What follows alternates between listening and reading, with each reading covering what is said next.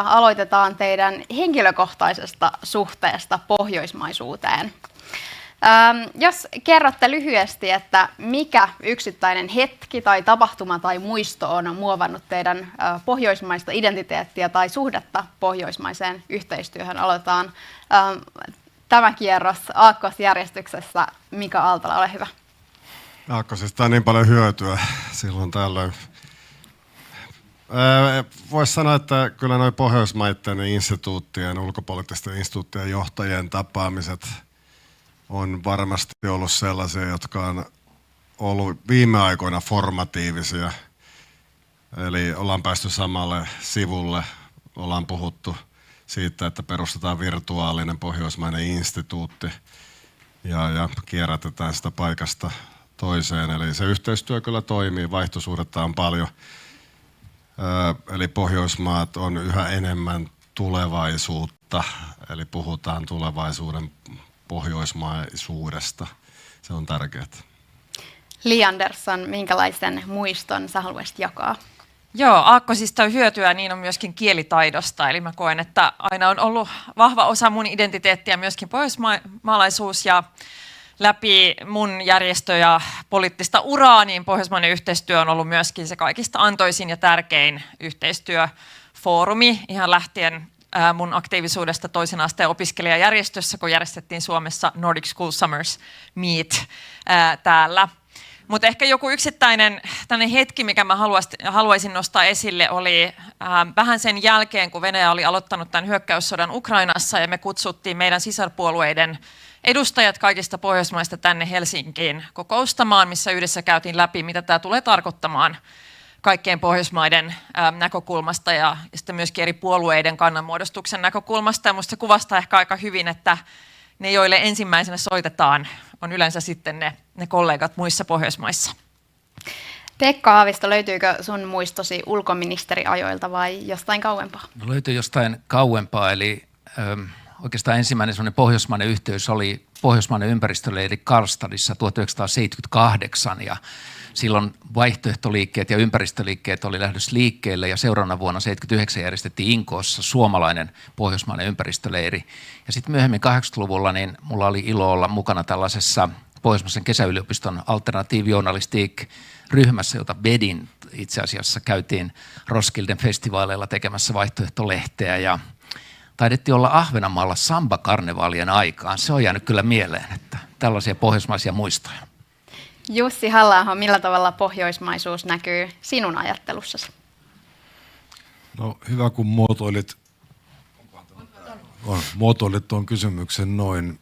En varsinaisesti tunnista omasta sielunelämästäni sellaista elementtiä, jota kutsuisin pohjoismaiseksi identiteetiksi. Pohjoismaiden kanssa teemme luonnollisesti paljon yhteistyötä kaikilla tasoilla. Ne ovat historian vuoksi yhteiskuntina hyvin samanlaisia kuin meidän yhteiskuntamme, mutta en kuitenkaan antaisi tämän pohjoismaisen kytköksen ainakaan ohjata Suomen tekemiä ratkaisuja. Me olemme paljon muutakin. Me olemme eurooppalaisia, me olemme reunavaltio, me olemme osa Pohjoismaita ja vaikka mitä. Mutta mikä olisi eniten muokannut omaa käsitystä Pohjoismaista? Kyllä ne varmaan on lapsuuden matkat Ruotsiin, risteilyt, ja nuorena Interrail-matkat alkoivat Ruotsista. Ruotsi oli siihen aikaan vielä oikea ulkomaa, jossa saattoi nähdä ja kokea ja tehdä asioita, joita ei voinut tehdä Ruotsissa, mutta sitten kaikista maista on valitettavasti tullut samannäköisiä. Olli Rehn, entäs sinun muistosi? No mun ensimmäinen ja ehkä tärkein muisto tai käynnistävä muisto pohjoismaisuudesta oli joskus 80-luvun puolivälissä, kun mut valittiin vähän yli 20-vuotiaana Pohjolan keskustanuorten liiton pääsihteeriksi, eli Nordiska Centerungdomens Förbundin NCF:n pääsihteeriksi Tröndelagissa Norjassa pidetyssä kokouksessa. Meillä oli silloin ehkä vähän enemmän marimekkopaitoja ja villapaitoja kuin Ruotsin EU-puheenjohtajuuden kravatteja käytössä tuolloin. Ja se antoi vahvan kipinän pohjoismaisuuteen. Me tehtiin vahvoja aloitteita kestävän kehityksen ja uusiutuvan energian puolesta ja muutenkin tietysti vannottiin pohjoismaisten arvojen, demokratian ja oikeusvaltion varaan. Ja siitä lähtien olen ollut vakaumuksellinen nordisti. Viime aikoina, kun olen ollut työskennellyt Suomen Pankin pääjohtajana, josta olen nyt tällä hetkellä palkattomalla virkavapaalla, ottakaa se kova motivaation merkkinä, niin olen tehnyt tiiviisti yhteistyötä pohjoismaisten kollegoiden kanssa. Me pidetään pohjoismaiden pääjohtajien kokouksia muutaman kerran vuoteen. Ja tämän lisäksi, mikä ehkä ei aina Suomessa näy, mutta me olemme Pohjoismaiden ja Baltian maiden kanssa osa samaa vaalipiiriä, eli samaa ryhmittymää kansainvälisessä valuuttarahastossa ja Maailmanpankissa, ja teemme hyvin tiivistä yhteistyötä keskenämme siellä. Ja sanon vielä sen, että kun Frankfurtissa osallistun Euroopan keskuspankin neuvoston kokouksiin, niin kaipaan kyllä ruotsalaista ja tanskalaista kollegaa, koska meillä on niin paljon yhteistä ja kaipaisin heidän tukeaan asioiden käsittelyssä. Alexander Stubb, onko sun suhteesi pohjoismaiseen yhteistyöhön muuttunut vuosien aikana? En mä oikeastaan usko. Mun ensimmäinen kokemus Ruotsista itse asiassa oli, kun olin 8 vuotta vanha. Se oli mun ensimmäinen ulkomaan matka yksin. Mun äitini sisko niin skoonelaisen kanssa naimisiin ja viljeli maata Skoonessa ja mä lensin sinne. Ja silloin, kun mä sinne tulin, niin mä luulin, että mä puhun ruotsia. Mutta se Skånen murrekuule oli sellainen, että mä en tajunnut mitään. Mutta kyllä siinä sitten nuorikin poika vähän oppi matkan varrella. Ja totta kai minulle itse asiassa pohjoismaisuus on aina ollut ehkä vähän eri tavalla kuin Jussille, niin vahva osa omaa identiteettiä. Niin Liin kanssa samalla tavalla omalta osalta tullut kaksikielisyyden kautta. Ja ehkä parhaimpia muistoja mulla on poliittiselta uralta pohjoismaisuudesta oli, kun olin just tullut ulkoministeriksi huhtikuussa 2008 ja Carl Bildt kutsui Tukholmaan. Se oli muut Pohjoismaiden ulkoministerit mukana ja siellä ystävystyin oikeastaan aika läheisestikin. Carl Bildtin kanssa oltiin oltu ystäviä, mutta Jonas Gahr Stören kanssa. Silloinen Norjan ulkoministeri, nykyinen pääministeri ja niin paljon, että me ollaan paljon yhteydessä ja nyt kun oltiin vaimon kanssa 25-vuotis häämatkalla Lofoteneilla, niin se oli Jonas Gahr Støre, joka oli rakentanut meille koko ohjelman, kaikki paikat, minne piti mennä. Joka päivä se lähetti viestiä ja kysyi, että kävittekö siellä tuolla ja toista. Kyllä pohjoismainen yhteistyö toimii. Hienoa. Kyllä vaan. Hanna Holmenin kulttuurikeskuksen tuottamassa ja julkaisemassa bilateraalisessa barometrissa nousee esille Suomen ja Ruotsin välinen luottamus esimerkiksi ulkopolitiikassa ja maanpuolustuksessa. Enemmistö vastanneista kokee luottamuksen erittäin vahvana tai melko vahvana. Ja otetaan siltä vaan tähän kysymykseen, että 3 ehdokasta vastaa. Ja Jussi Halla-aho, Olli Rehn, Pekka Haavisto seuraaviin kysymyksiin. Kuinka summaisitte Suomi-Ruotsi-suhdetta? Onko se koskematon ja voiko sen varaan aina laskea esimerkiksi maanpuolustuksessa? Jussi, jos aloitat. No varmaan poliittisesti korrekti ja sitten ainoa mahdollinen vastaus on, että kyllä luottamuksemme on rikkumaton, mutta on historiassa toki ollut Suomen ja Ruotsin välillä sellaisia tapauksia, jotka ovat varmaan, jos eivät nyt jättäneet epäilystä kytemään, niin ainakin tulleet hiukan yllätyksenä. Viittaan esimerkiksi niihin aikoihin, kun Ruotsi ja sitten Suomi päättivät hakea EUn jäsenyyttä. Ja Suomessa koettiin, että naapuri ei nyt ehkä toiminut sitten aivan sellaisella tavalla, kuin olisimme odottaneet heidän toimivan. Mitä taas tulee puolustusasioihin, niin tätä asiaa on aika paljonkin pohdittu sekä eduskunnassa että laajemminkin yhteiskunnassa viimeisten 1,5 vuoden aikana sattuneista syistä. Ja meillä on tietysti yhteisiä intressejä, toisen asia on toisenkin asia, mutta meillä on erilainen maantieteellinen sijainti, joka tietysti johtaa siihen, että meillä on myös hiukan erilaisia intressejä Ruotsin kanssa. Olli Rehn. Mulla on oikeastaan hyvin kiinteä suku- tai perhekohtainen side Suomen ja Ruotsin puolustusyhteistyöhön, koska sukunimeni Rehn tulee siitä, että Savon prikaatin ruotsalaiset tai ruotsinkieliset upseerit eivät osanneet ääntää pitkiä suomenkielisiä nimiä, kuten Syrjäläinen, ja sen takia minusta tai meidän suvustamme tuli 1700-luvulla Rehn.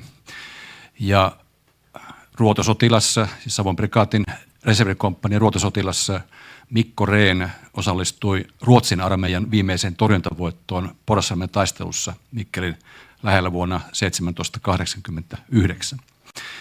Mutta jos tullaan siitä tähän päivään tai lähemmäksi tätä päivää, niin olin ottamassa sama esimerkin kuin Jussi, eli kyllä meille suomalaisille päättäjille toi vuoden 90 Ruotsin liikahdus kohti EU-jäsenyyttä, siis EU-jäsenyyttä siinä vaiheessa, ilman että Suomelle kerrottiin, Suomea informoitiin siitä, oli meille aikamoinen shokki ja se jäi kyllä mieleen niin, että olen ainakin itse koettanut huolehtia siitä, että pyrimme kaikessa olennaisessa pitämään Ruotsin ajan tasalla. Ja näinhän toimittiin nyt tässä NATO-jäsenyysprosessissa mielestäni erittäin hyvin. Lisään vielä sen, että on tärkeää, että me olemme jatkossa Naton piirissä saman rakenteen, saman esikunnan alaisia ja kaikki Pohjoismaat, Suomi, Ruotsi, Tanska ja Norja kuuluvat osaksi samaa kokonaisuutta ja on tärkeää, että tästä kokonaisuudesta pidetään kiinni myös Naton yhteydessä. Kyllä vaan, Pekka Haavisto.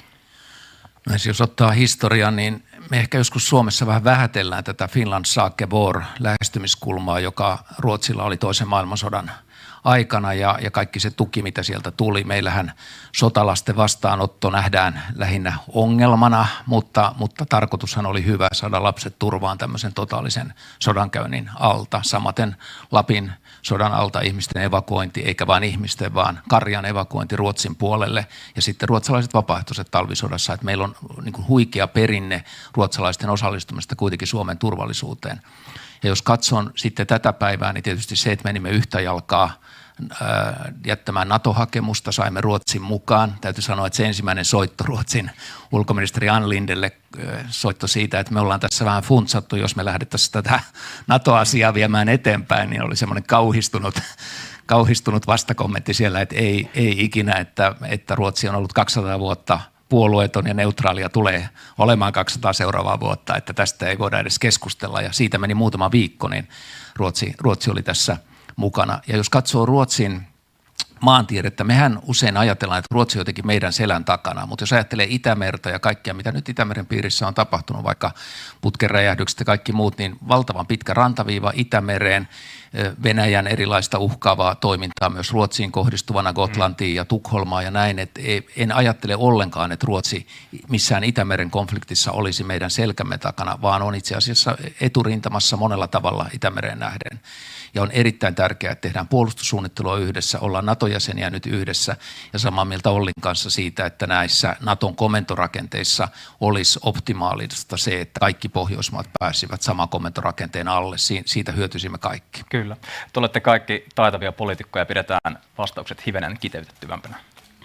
Laajemman pohjoismaisen yhteistyön mekanismeja on muun muassa parlamentaarista yhteistyötä tekevä Pohjoismaiden neuvosto ja hallitusten välinen Pohjoismaiden ministerineuvosto. Ja puolustuksen saralla yhteistyö keskittyy Nordefcoon.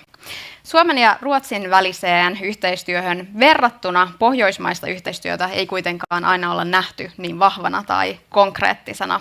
Joskus on jopa sanottu, että tämmöinen laajempi pohjoismainen yhteistyö keskittyy lähinnä juhlapuheisiin.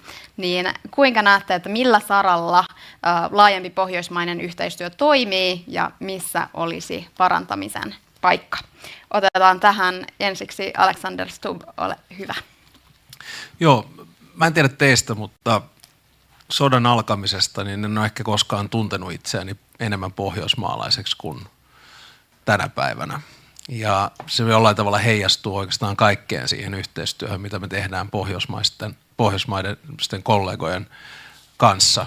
Siis lähtien ihan liikkeelle tietysti peruspuolustusyhteistyöstä ja niin edespäin. Se ongelma tietty, mikä meillä on, että Suomihan on tällä hetkellä Pohjoismaiden integroitunein maa.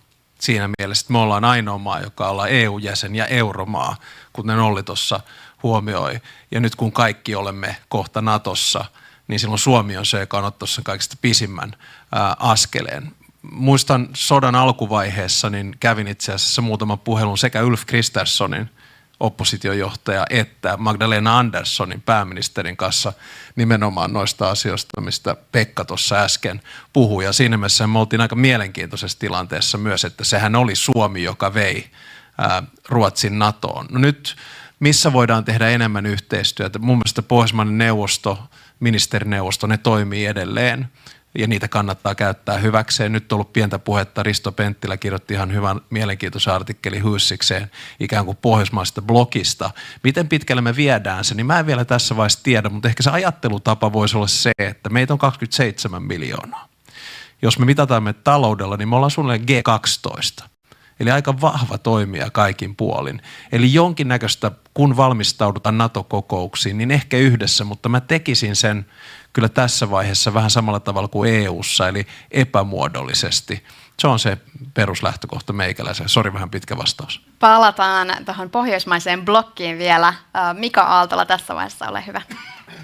Joo, on siis päivän selvää, että Pohjoismaat muodostaa tällaisen strategisen ulottuvuuden myös Natossa, ja kyllähän se aina on tunnistettu, että Pohjoismaiden välinen yhteistyö on historiallisesti, kulttuurillisesti syvää ja tarpeellista. Ehkä siinä on vähän tapahtunut semmoista nukahdusta, siitä on tullut vähän pakkopulloa ja kuollut asia, mutta nyt se on herännyt uudestaan, että kun se muodostaa sen strategisen kokonaisuuden, jossa Suomi on siinä etulinjassa ja Ruotsi on se strateginen syvyys ja Suomeahan puolustetaan strategisesta syvyydestä käsin. Norja hyvin tärkeä osa tätä kokonaisuutta. Esimerkiksi tämä Yhdysvaltojen DCA-sopimukset, ne on neuvoteltu nyt kaikkien Pohjoismaiden kanssa. Ruotsi sai sen valmiiksi, Suomi saa sen tänään allekirjoitettua ja sitten Tanska tulee aika nopeasti. Eli yhdysvaltalaisten näkökulmasta se on kokonaisuus. Ei ne erottele siinä niin kuin maita, vaan kokonaisuutta lähdetään puolustamaan. Mutta samalla kyllä mainitsen myös sen, että nämä DCA-sopimukset on myös Baltian maiden kanssa. Eli se yhdysvaltalainen Naton keskeisin maa näkee tämän kokonaisuuden, tämän geostrategisen kokonaisuuden. Ja meidänkin ehkä pitäisi ymmärtää osina sitä kokonaisuutta, että miten se hahmottuu, eli mikä tuo Baltian rooli on, mikä Suomenlahden tavattoman tärkeä kapeikko, ehkä Pohjois-Euroopan tärkein kapeikko, mitä se meille merkitsee. Eli ei pelkästään nämä historialliset, kulttuurilliset identiteettikysymykset, vaan ihan rationaalinen puolustussuunnittelu pitäisi tässä olla se, joka edellä mennään. Ja siinä Pohjoismaat on oma painopistealueensa ja meidän pitkälle mennyt integraatio, olkoon se esimerkkinä muille ja tuki Ukrainalle, olkoon se esimerkkinä nyt monille Euroopan maille, jotka lähtee vähän toisille linjoille sohloilemaan. Li Andersson, haluatko lisätä tähän puolustuksen ja turvallisuuden ohelle muita teemoja? Joo, mä itse asiassa ajattelin itse tässä, kun kuuntelen kollegoita myöskin, että jotta me nähdään se olemassa oleva laajempi pohjoismainen yhteistyö, niin pitää ehkä tarkastella asioita tämän turvallisuuspolitiikan ulkopuolella. Ja siis liikkuvuuden osaltahan Pohjoismaalla on erittäin pitkälle menevää yhteistyötä. Ollaan tehty kansalaisille helpoksi käydä töissä eri Pohjoismaissa, liikkua maiden välillä. Meillä on myöskin erittäin pitkälle menevää kulttuuriyhteistyötä maiden välillä, joka näkyy niin kuin monella tapaa. Eli kyllä niin kuin näillä sektoreilla Pohjoismaat tekee koko ajan paljon yhteistyötä. Ja sen lisäksi tämä yhteiskuntajärjestelmien samanlaisuus tarkoittaa kyllä myöskin sitä, että esimerkiksi ministerineuvostossa, vaikka emme tee koulutuspolitiikkaa yhdessä, niin itse opetusministerinä ollessani ehdottomasti sain eniten irti nimenomaan niin kuin pohjoismaisesta yhteistyöstä johtuen siitä, että yhteiskuntajärjestelmät ovat niin samanlaisia, että meillä on paljon opittavaa muiden kokemuksista ja siitä niin kuin tiedosta, tai mitä kerätään eri maista, siitä mitä toimii eikä toimi niin hyvin. Mielenkiintoistahan on se, että vaikka sitten Pohjoismaat ovat niin samanlaisia, ovat tehneet niin paljon yhteistyötä, niin niillä on kuitenkin ollut eri ratkaisuja aika keskeisissä isoissa kysymyksissä. Eurojäsenyys, EU-jäsenyys ja NATO-jäsenyys. Ja nämä ovat totta kai sitten asettaneet myöskin rajoitteita sille, miten paljon on pystytty tekemään yhteistyötä EUn puitteissa tai puolustuspolitiikan puitteissa. Ja tämä nyt kun kaikki Pohjoismaat ovat NATO-jäseniä, niin se poistaa myöskin ne esteet, mikä on ollut tämän puolustusyhteistyön syventämisen osalta. Ja toivon mukaan se tulee näkymään myöskin siinä, että ulkopolitiikan saralla myöskin halutaan sitten koordinoida ja tehdä enemmän yhteistyötä. Mun ymmärtääkseni esimerkiksi Pohjoismaiden neuvoston sisällä käydään tällä hetkellä keskustelua siitä, että neuvosto laajenisi käsittelemään myöskin ulko- ja turvallisuuspolitiikan kysymyksiä ikään kuin vastauksena tähän uuteen tilanteeseen. Kyllä vaan oikeastaan Anastiina, jos otat tästä oikeastaan siltana suoraan tuohon NATO-keskusteluun, niin hypätään siihen suuntaan. Joo, mainitsit tässä pohjoismaisen blokin, ja josta Naton sisällä, josta on ollut puhetta tässä viime aikoina jonkin verran. Toisaalta on puhuttu, että tätä sekä pitäisi että ei pitäisi määrätietoisesti edistää. Et toisaalta tällainen klikkiytyminen ja Naton sisäpiiri voisi hyödyttää meitä, mutta toisaalta sillä ei saisi haastaa Naton laajempaa yhtenäisyyttä ja sitä ei saisi ainakaan tehdä liian ilmeisesti. Niin kuinka tällainen missio suoritetaan sulavasti? Otetaan tähän Pekka Haaviston vastaus ensiksi. No, ajattelen oikeastaan nyt jo olemassa olevia instituutioita, eli Pohjoismaista ulkoministerikokousta, niin tosiasiassahan siellä puhutaan Naton asioista, siellä puhutaan EUn asioista, siellä puhutaan Pohjoismaat Baltia-yhteistyöstä, johon sitten on vielä tämä oma NB8-formaatti, jossa sielläkin puhutaan itse asiassa Naton asioista.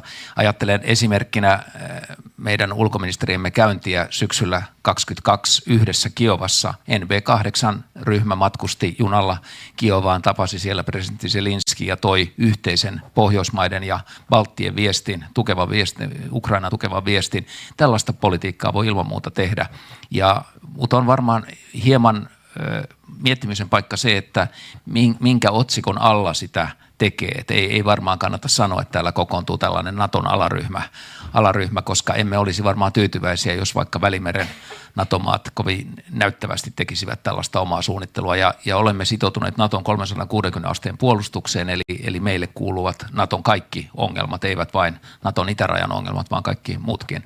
Mutta on ihan selvää, että se yhteisyys, mikä Pohjoismailla on, ja samanlainen tapa analysoida asioita auttaa. Ja otan vielä tähän ensimmäisen Naton ulkoministerikokouksen, jossa olin toukokuussa, kun olimme täysjäsen. Ja sitähän menee uuteen klubiin vähän sillä tavalla, että menee vähän seinäviertä pitkin ja ajattelee, että täällä on kaikki viisaampia tai tulee johonkin olemassa olevaan keskusteluun vähän niin kuin varoo sanomasta. Ja ensimmäinen kysymys Suomelle oli, miten analysoitte Venäjän tulevaisuutta? Mikä on Suomen analyysi, mitä tulee tapahtumaan lähivuosina? Ja toinen kysymys, miten Suomi analysoi Itämeren turvallisuutta? Mitä Naton pitäisi tehdä Itämeren alueella? Että tulemme suoraan niihin koviin kysymyksiin ja siinä auttaa se, että Pohjoismaiden kanssa olemme analysoineet näitä samalla tavalla. Alexander Stubb, haluatko avata vielä tätä, mikä sinun suhtautumisesi on pohjoismaiseen blokkiin? Se on myönteinen, mutta blokki on ehkä väärä sana. Että sen voi tehdä hyvinkin epävirallisesti, epämuodollisesti. Ihan samalla tavalla kuin me ollaan tehty ennen huippukokouksia, kun Pohjoismaat tapaa yhdessä Baltian maiden kanssa tai kun meillä oli NB8 ulkoministeriöiden kanssa. Ja musta se syy on siihen aika yksinkertainen. Se on se, että meillä on pohjoismaisena linnakkeena tietty vastuu meidän oman alueen puolustamisesta. Esimerkinomaisesti meillähän on nyt yhteensä 250 hävittäjää, joka on aika hyvä mun mielestä pidäke. Meidän puolustussuunnitelma on pitkälle mennyttä. Meidän puolustusyhteistyö Ruotsin kanssa on läheistä. Nordefcon kautta ollaan jo pitkän matkan tehty puolustusyhteistyötä. Meidän puolustusvoimain ylipäälliköt tapaa usein. Eli lähtisin niin kuin tämän tyyppisestä ajattelusta ja mä oon myös samaa mieltä sitten, oliko Olli, Jussi, Pekka, jotka sanoi, että kun lähdetään miettimään sitä, että mikä on Suomen esikunnan paikka, niin samaan. Eli se on musta ihan luontainen, että me ei pidä pelätä tätä blokkiajattelua, vaikka Jens Stoltenberg taisi sanoa, että hän ei pidä nyt tällaista pohjoismaista blokkia, niin jonkinnäköinen epämuodollinen yhteistyö tullaan jatkamaan sitä erilaisissa foorumeissa. Hyvä niin. Taisi myös tämä mainitsemasi Norjan pääministeri vähän sanoa siihen suuntaan, että se ei välttämättä ole kovin hyvä idea. Ei niissä tekstareissa sinne Lofotenille kyllä. Jussi Halla-aholla oli seuraava puheenvuoro tästä. Joo, kiitos. Ehkä yleisenä periaatteena Naton suhteen voisi pitää sitä, että ei kannata lähteä ronkkimaan eikä korjailemaan sellaista, mikä ei ole rikki millään tavalla. Ja Naton vahvuus on juuri siinä, että siinä mennään pienimmän yhteisen nimittäjän, eli yhteisen alueellisen turvallisuuden ja koskemattomuuden periaatteella. Ja uskon, että mikä tahansa yritys ryhtyä politisoimaan NATOa, tekemään siitä jonkinlaista arvoyhteisöä tai rakentamalla erilaisia blokkeja sen sisälle heikennetään sen kykyä suoriutua tästä perustehtävästään. Ja kysymys pohjoismaisesta blokista Naton sisällä on myös juuri sitä, mitä tarkoitin, kun aiemmin sanoin, että pohjoismaisen sidoksen ja pohjoismaisen identiteettipolitiikan ei pidä antaa ohjata meidän ratkaisujamme Naton sisällä. Meillä on paljon yhteistä Pohjoismaiden kanssa, mutta aivan samalla tavalla meillä on paljon yhteistä niiden Naton jäsenmaiden kanssa, jotka meidän laillamme ovat Venäjän eli Euroopan ainoan potentiaalisen sotilaallisen uhkatekijän naapureita. Ja aivan yhtä perusteltua olisi ajatella, että Suomi muodostaa luonnollisen blokin tai viiteryhmän esimerkiksi Baltian maiden kanssa. En lähtisi tekemään pohjoismaista identiteettipolitiikkaa Naton sisällä. Jatketaan, oliko Li Andersson seuraava? Joo, mä luulen, että tässä on pieni tällainen niin kuin ohipuhumisen riski tässä keskustelussa, koska se on selvää, että ei ole virallisia blokkeja, ei ole Naton sisällä. Nämä esikuntarakennekysymykset ja muut on niin kuin siitä erillinen asia ja siitä on kaikki samaa mieltä, mun ymmärtääkseni ainakin, mitä olen tässä kollegoita kuullut muissakin keskusteluissa. Mutta niin kuin poliittisesti minun mielestäni ei saa olla epäselvyyttä siitä, mihin viitekehykseen Suomi itse liittää itseensä ulko- ja turvallisuuspoliittisesti. Ja silloin mä puhun niin kuin laajemmin kuin vain NATOon liittyen yleisesti. Et siinä on tärkeää minun mielestäni, että mekin olemme hyvin niin kuin selväsanaisia siitä, että meidän niin kuin poliittinen viitekehys on Pohjoismaat. Ja ajattelen itse, että esimerkiksi Norja myöskin tarjoaa hyvän esimerkin siitä, miten olla Pohjoismaa Natossa. Jos me jatkossakin haluamme tehdä esimerkiksi vahvan arvopohjaista ulko- ja turvallisuuspolitiikkaa, me halutaan jatkaa tiettyjen Suomelle perinteisesti tärkeiden teemojen esillä pitämistä meidän ulkopolitiikassa, kuten rauhan välittäminen esimerkiksi tai sukupuolten tasa-arvo, jossa minun mielestäni myöskin voidaan ottaa mallia siitä, miten Norjan kaltaiset maat ovat onnistuneet rakentamaan itselleen vahvaa brändiä, vahvaa mainetta näissä kysymyksissä kansainvälisesti, ja samanaikaisesti maa on ollut Naton jäsen vuodesta 1949 lähtien. Että ollaan tämän tyyppistä pohjoismaista yhteistyötä ja tämän tyyppistä ikään kuin mallia minun mielestäni meidän pitää lähteä hakemaan. Eli oletko sitä mieltä, että Suomen tulisi ottaa tällaista niin kuin johtajan roolia, asemaa Naton pohjoisen alueellisen kehittämisen osalta? Voisiko meillä tällainen mantteli olla? Johtava maa. Niin. No miksi ei, jos ne ruotsalaiset siihen suosivat? Niin. Se olisi oikeasti ollut toinen kysymys. Yleensä ne on halunnut ottaa sen roolin itselleen, mutta ehkä kuitenkin se yhteistyön ajattelu on se kaikista keskeisin tässä, ajattelen näin. Mutta se, mikä mun mielestä inspiroi siinä Norjassa on se, että se on kuitenkin maa, joka on onnistunut rakentamaan itselleen omanleimaisen roolin. Että se tavallaan niin kuin selvää kaikille, että mikä se Norjan oma lähtökohta on ulko- ja turvallisuuspolitiikalle ja tavallaan osoittaa myöskin sen, että sitä liikkumavaraa ajaa niitä arvoja ja teemoja, joita me ollaan perinteisesti pidetty tärkeinä, niin sitä liikkumavaraa on myöskin Suomelle Naton jäsenenä, jos me otamme sitä. Otetaan Olli Rehn ja sitten siirrytään seuraavaan. Sitä ei ole syytä lähteä blokkiajatteluun tai blokkitoimintaan, mutta kylläkin me tarvitsemme hyvin tiivistä pohjoismaista yhteistyötä yhteisten kantojen ja yhteisten tavoitteiden muovaamiseksi ja niiden ajamiseksi eteenpäin sekä Naton että Euroopan unionin piirissä. Mun mielestä liian jäljellä siinä, että tässä on oikeastaan kaksi tasoa, eli on konkreettinen yhteisen puolustuksen taso, jossa syntyy, siinä vaiheessa kun Ruotsikin pääsee NATO-jäseneksi, syntyy hyvin vahva puolustuksellinen voimaryhmittymä Pohjois-Eurooppaan, kun kaikkien Pohjoismaiden, Suomen, Ruotsin, Norjan ja Tanskan asevoimat toimivat tiiviissä keskinäisessä yhteistyössä ja saman sotilaallisen suunnittelun piirissä. Toisaalta taas Naton piirissä käsitellään paljon muitakin asioita ja siellä meidän kannattaa toimia normaalin jäsenmaan lailla, aktiivisen jäsenmaan lailla ja sielläkin tiivissä yhteistyössä sekä Pohjoismaiden että Baltian maiden kanssa.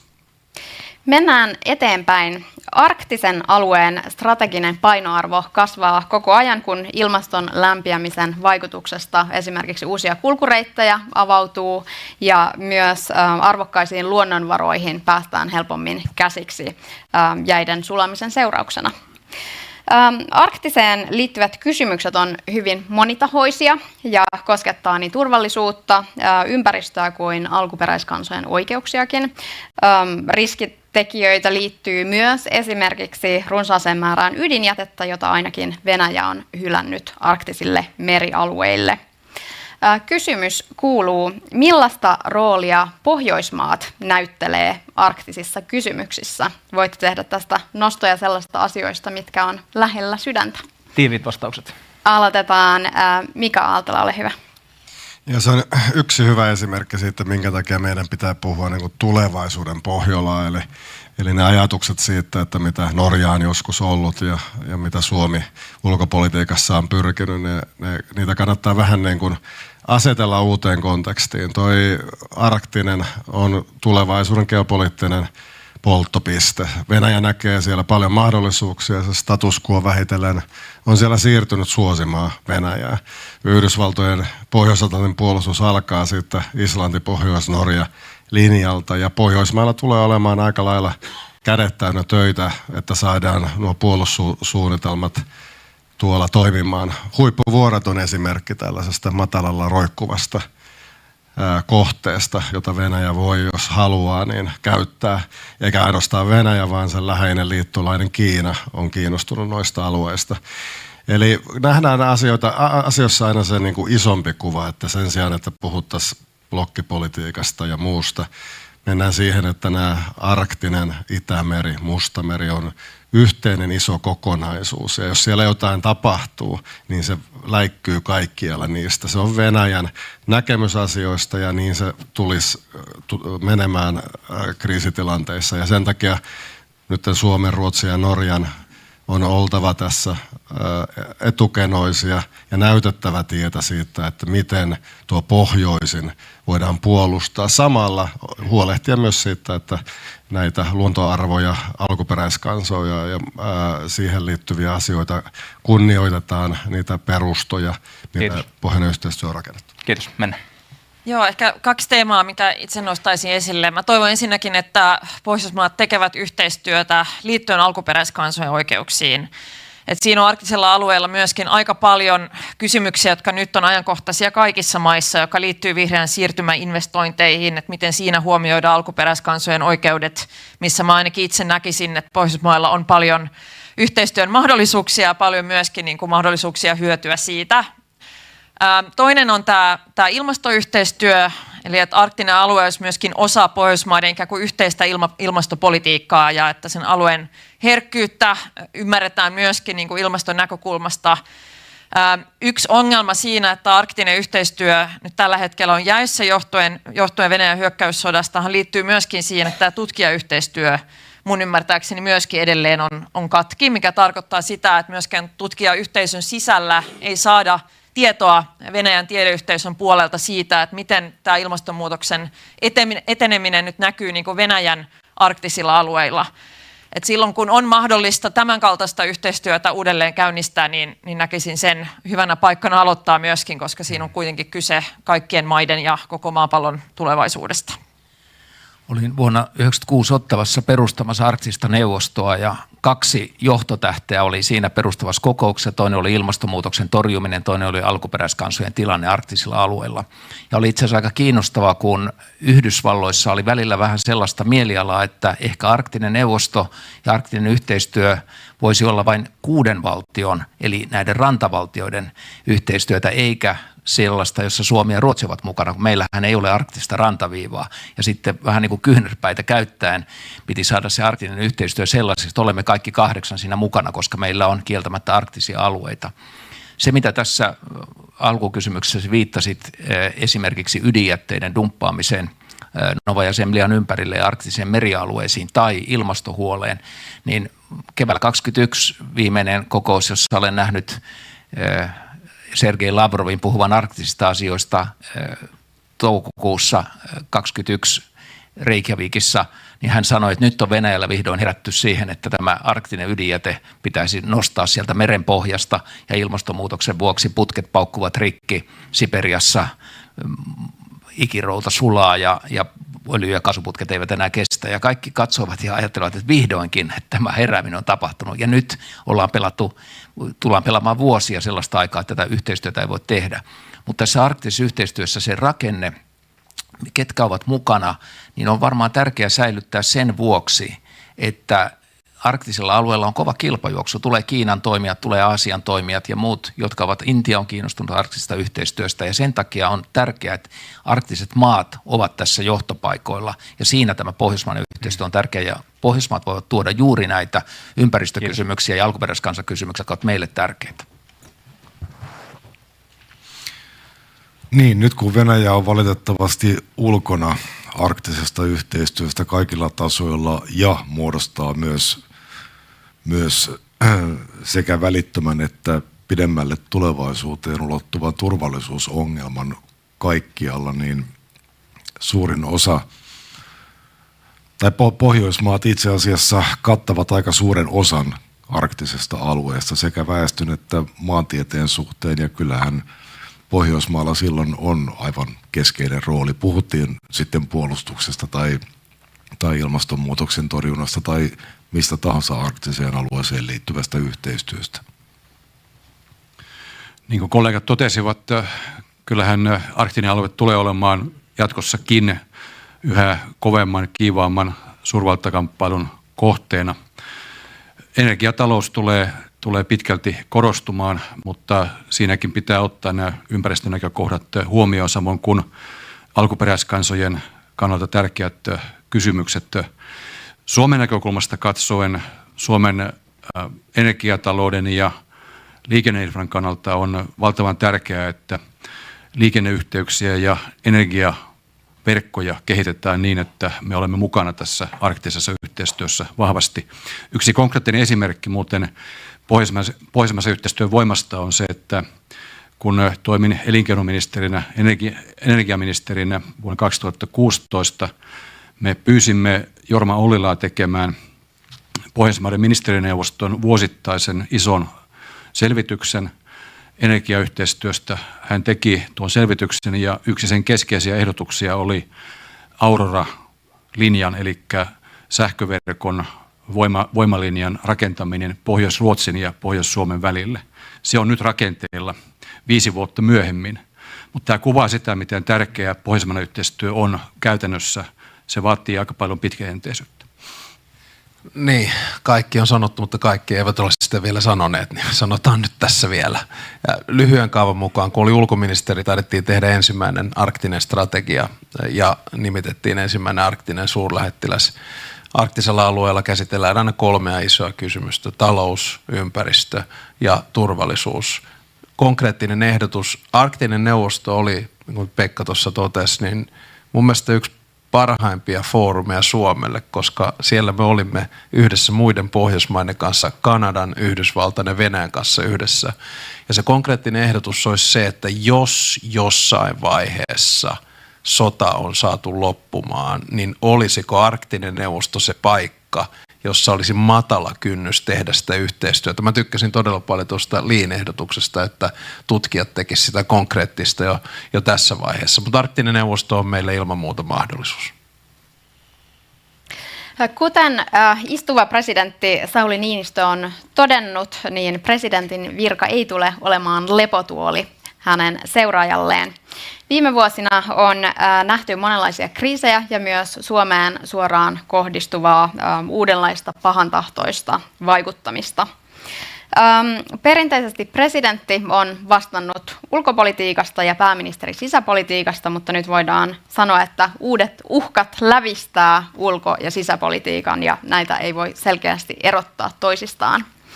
Bank of Ideas-ajatushautomon eli yhden järjestäjistä julkaiseman raportin mukaan Suomessa ja laajemminkin Pohjoismaissa on tunnistettu haaste, että tämänhetkiset hallinnolliset ja lainsäädännölliset rakenteet ei ole riittäviä vastaamaan tällaisen niin sanotun harmaan alueen uhkiin, eli sellaisia, jotka koskettaa sekä sisä- että ulkopolitiikkaa.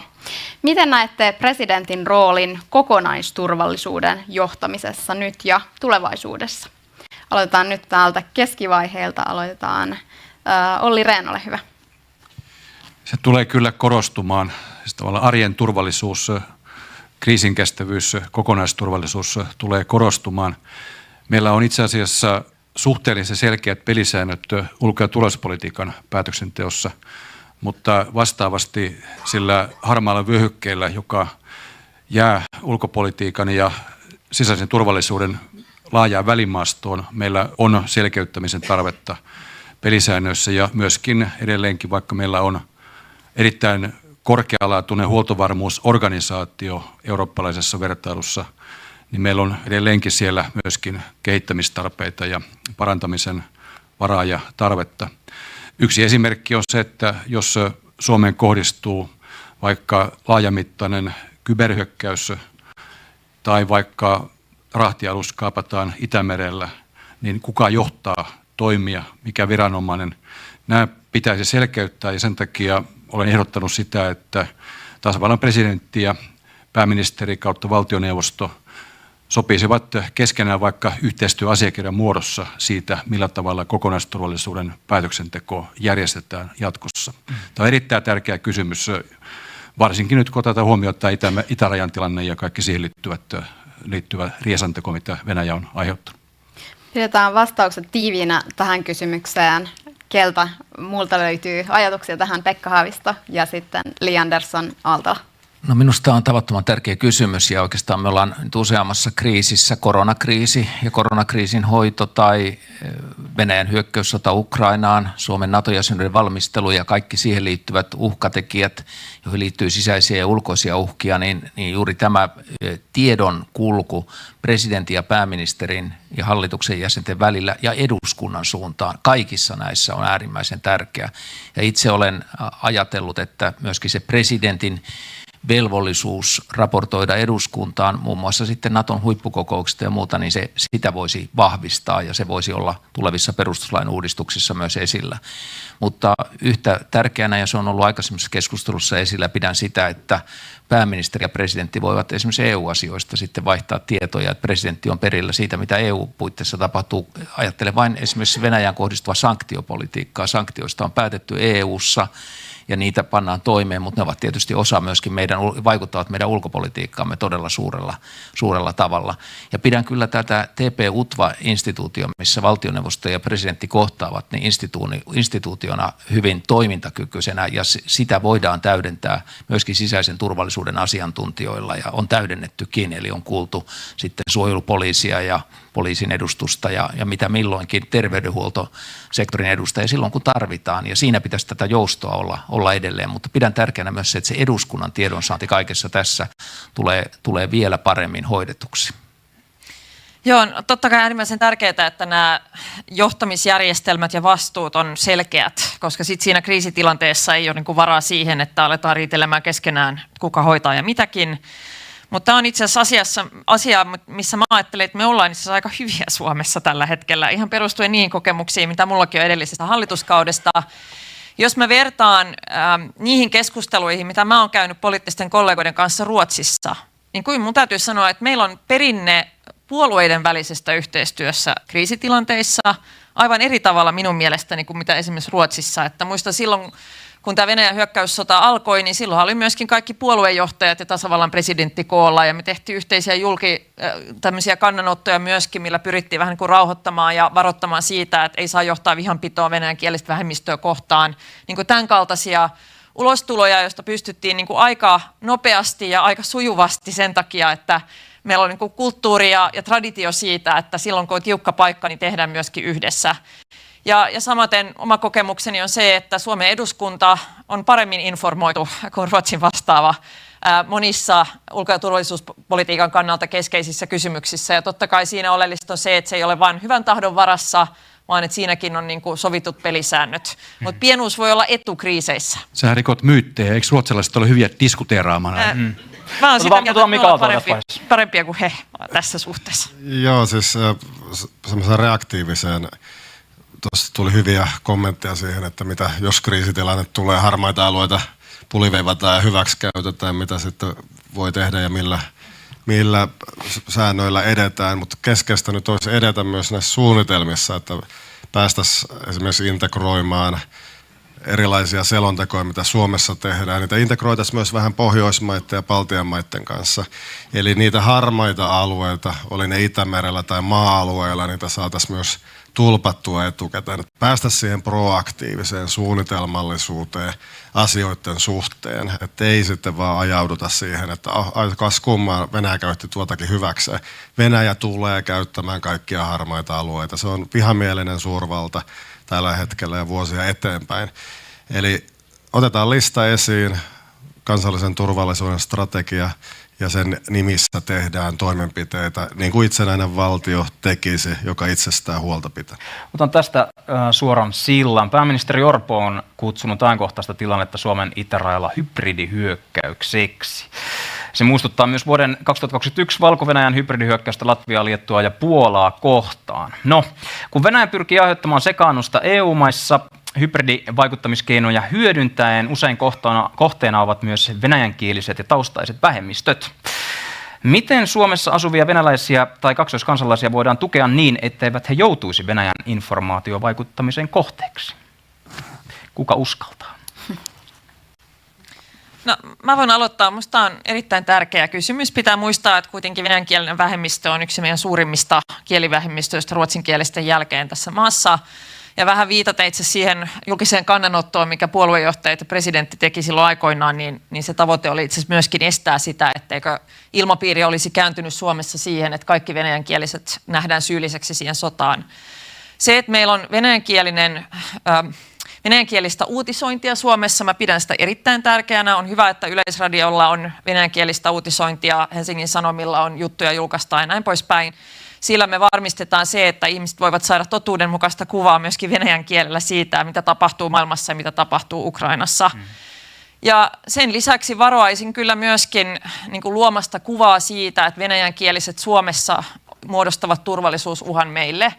Ja suhtautuisin sitten myöskin vakavasti niihin huoliin, mikä heillä minun mielestä ihan perustellusti on tällä hetkellä esimerkiksi siitä, että tämä totaalinen rajasulku myöskin vaikuttaa esimerkiksi perheiden ja sukujen välisiin suhteisiin. Otetaan Jussi Halla-aho tässä vaiheessa. Joo. Siitä olen aivan samaa mieltä Liin kanssa, että Suomessa asuvat venäjänkieliset eivät ole syyllisiä tähän sotaan, mutta samaan aikaan voidaan sanoa myös Venäjällä asuvista venäjänkielisistä. Aika harva heistä olisi aloittanut tätä sotaa ja aika harvalla heistä olisi ollut siihen mahdollisuuttakaan. Mutta tämä ei toisaalta muuta sitä, että sekä sota että Putinin politiikka laajemminkin nauttii venäläisten valtavan enemmistön tukea. Putin ei ole meidän ongelmamme, vaan se yhteiskunta, joka tuottaa tämän kaltaisia johtajia ja sen kaltaista ulkopolitiikkaa. Ja kyllä täällä asuvat venäläiset, etenkin kaksoiskansalaiset, ovat konkreettinen turvallisuusuhka. On ajan kysymys, milloin Venäjällä keksitään omista syistään, että täällä asuvat venäläiset tarvitsevat suojelua. Sillähän jatkuvasti luodaan maaperää kertomalla tarinoita siitä, miten venäjänkielisiä kohdellaan täällä, miten heiltä ryöstetään lapsia, miten heitä syrjitään. Mihin muuhun tämä tähtää? Kiitos. Jatketaan. Pekka Haavisto vielä ja sitten mennään seuraavaan aiheeseen. Lyhyesti, kun Venäjän hyökkäyssota Ukrainan alkoi, niin ulkoministerinä kutsuin koolle näitä suomi-venäläisten järjestöjä ja kävimme heidän kanssaan tätä keskustelua juuri siitä, että heitä ei välineellistettäisi ja tietysti oli hyvin selvää, että suuri osa Suomessa asuvista venäjänkielisistä tai venäjätaustaisista ei tue Putinin politiikkaa ja on demokraattisella puolella nämä äänestystulokset tuolla Venäjän lähetystössä osoittavat sen. Ja minusta se on erittäin tärkeää, että heihin suhtaudutaan myöskin sillä tavalla. Ja sitten kun tulee jotain naurettavia ehdotuksia, että lakataan lukemasta venäläistä kirjallisuutta tai ei kuunnella enää venäläistä musiikkia ja muuta, silloin täytyy panna stoppi myöskin tälle ylireagoinnille. Että meillä on kuitenkin vieressämme maa, jossa on paljon kulttuuria, paljon historiaa ja on hyvä tuntea ja tietää se. Ja on erittäin tärkeää, että meidän myöskin valtaväestömme tuntee Venäjän historian ja osaa sen. Laajennetaan seuraavaksi näköalaa turvallisuudesta arvoihin. Ja tässä vaiheessa muistuttaisin myöskin yleisöä täällä paikan päällä ja myöskin striimien ääressä tästä mielipidemittauksesta, johon pääsette osallistumaan syöttämällä tämän osoitteen menti.com esimerkiksi puhelimeen ja siellä syöttämään tämän koodin. Toivotaan, että sen kautta saadaan myös yleisön näkemyksiä tämän paneelin teemoista kerättyä. Pohjoismaisuuteen yhdistyy mielikuvissa tosiaan vahvat arvot, joihin kuuluu esimerkiksi demokratia, avoimuus, tasa-arvo, ympäristönsuojelu. Mutta miten pohjoismaisella arvopohjalla tullaan pärjäämään kovenevien geopoliittisten jännitteiden keskellä? Tentataan ehdokkaita seuraavaksi heidän arvoistaan. The Ulkopolitist julkaisi hiljattain vaalikoneen, johon kaikki paikalla olevat ehdokkaat vastasivat. Ja näistä vastauksista haluaisin nyt tehdä seuraavaksi yhden noston kullekin teistä ja kysyä niistä tarkentavan kysymyksen. Li Andersson, sä olit ehdokkaista ainoa, joka tässä vaalikoneessa oli täysin samaa mieltä siitä, että Suomen pitäisi sitoutua feministiseen ulkopolitiikkaan. Kuitenkin feministisessä ulkopolitiikassa ehkä eniten profiloitunut Ruotsikin hylkäsi avoimesti linjansa viime syksynä. Eikö ole perusteltua ajatella, että jännitteinen strategiseen geopoliittiseen kilpailuun keskittyvä maailmanaika on oikeastaan ajanut feministisen ulkopolitiikan ohi? Ei missään nimessä, ja mä ajattelin kyllä, että Suomi on tavallaan jo tehnyt feminististä ulkopolitiikkaa, koska me olemme kuitenkin erittäin vahvasti siis profiloituneet muun muassa YK:n sisällä ja kansainvälisesti tyttöjen ja naisten oikeuksien ajajana ja ylipäätänsä niin kuin tasa-arvoon liittyvissä teemoissa. Eli minun mielestäni ei pitäisi olla ongelmaa käyttää tätä käsitettä. On tärkeää, että on Pohjoismaiden kaltaisia valtioita, jotka ovat valmiita puhumaan asioista niiden oikeilla nimillä myöskin. Se on sikäli harmi kyllä, että tämä Ruotsin uusi hallitus on nyt halunnut pakittaa tästä, mutta näen kyllä, että Suomella on tässä kaikki mahdollisuudet edelleen tehdä vahvan arvopohjasta politiikkaa. Julistuksia tärkeämpää on kuitenkin se, että me sitten myöskin tehdään oikeita tekoja ja että tämä myöskin näkyy esimerkiksi meidän kehitysyhteistyössä ja ulkopolitiikassa sitten johdonmukaisesti. Kiitos. Alexander Stubb, olet ilmoittanut ulkopoliittiseksi linjaksesi arvopohjaisen realismin. Mutta mitä on arvopohjainen realismi? Eikö tämä sanapari ikään kuin pidä sisällään ristiriidan jo valmiiksi, jos ajatellaan, että realismissa ajatellaan ennen kaikkea omaa etua ja sitten puolestaan kansainvälisen politiikan liberalistisessa maailmankuvassa sitten painotetaan arvoja ja näitä kahta pidetään siis toisilleen vastakkaisina näkemyksinä? Ilman muuta. Ja minun mielestä se, että ne nähdään vastakkaisina, on sekä kansainvälisen politiikan teoriassa että kansainvälisen politiikan tekemissä virhe. Minun mielestä ainakin omassa maailmassa niin oma ajattelun ulkopolitiikassa perustuu kahteen pilariin. Yksi on idealismi. Se on siis sitä, että uskotaan arvoihin, liberaaliin demokratiaan, vapauteen, oikeudenmukaisuuteen, tasa-arvoon, oikeusvaltioon ja niin edespäin. Ja realismi on taas sitä, että ymmärretään, että maailmassa on paljon pahuutta. Sen takia meillä on 900 000 miestä ja naista, jotka on saaneet sotilaallisen koulutuksen, 208 000 reservissä, tai meidän 62 F-18 konetta tai 64 F-35 konetta. Sen takia meillä on pitkän matkan täsmäohjuksia maassa, merellä ja ilmassa. Eli pyritään pitämään näitä kahta yhtä aikaa pelissä. Uskotaan siihen arvopohjaan, mutta tukeudutaan johonkin. Samalla mä totean sen, että oma kokemukseni ulkopolitiikasta on se, että joka päivä joutuu tekemään arvovalinnan. Ja joskus on illuusio siitä, että se arvovalinta on hyvän ja pahan välillä, kun usein se on itse asiassa kahden pahan välillä. Esimerkiksi, oletko valmis viemään aseita maahan, joka on diktatuuri, mutta taistelee terrorismia vastaan? Tai oletko valmis tekemään kehitysyhteistyötä maan kanssa, jossa homoseksuaalisuus johtaa kuolemantuomioon? Eli tämän takia mä puhun arvopohjaisesta realismista. Ne kulkee käsi kädessä. Ne eivät ole toistensa vaihtoehto tai vastakohta. Jos on pakko valita, niin valitsetko arvopohjan vai realismin? Ei pysty. Tänä päivänä me eletään huomattavasti kovemmassa maailmassa. 89 olisin valinnut arvopohjaisen, 2022 olisin valinnut realismin.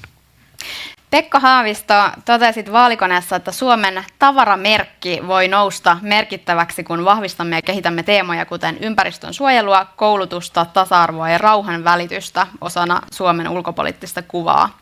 Eikö riskinä ole, että Suomi ja sen presidentti nähdään liian pehmona ja sinisilmäisenä, jos keskitymme tyystin tällaisiin teemoihin?